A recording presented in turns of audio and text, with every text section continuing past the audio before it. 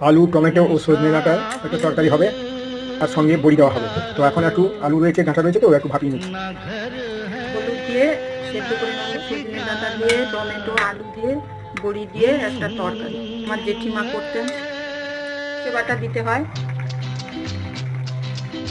সেদ্ধ করে নিয়েছি, এবার একটু তেল বেশি দিলাম, বড়ি ভেজে নেবো। বড়ি দিয়ে এই তরকারিটা করতে হবে, টমেটো বেশি করে দিতে হয়। তেল গরম হয়ে গেছে, বড়িগুলো ভেজে নেবো। ভাজা হয়ে গেছে, এবার তুলে নিয়ে এইটার উপরে অল্প তেলেই করবো। এই যে ফোড়ন দিলাম, শুকনো লঙ্কা, রসুন দিলাম, এই তরকারিটা ঢেলে দেবো। এখানে আলু, টমেটো আর সজনে ডাঁটার তরকারি হচ্ছে, পাশে হাঁড়িতে ভাত। টমেটো, সজনে ডাঁটা, আলু, বড়ি দিয়ে তরকারি। এই তরকারিটা একবার আপনারা করে খেয়ে দেখবেন, খুব ভালো লাগবে।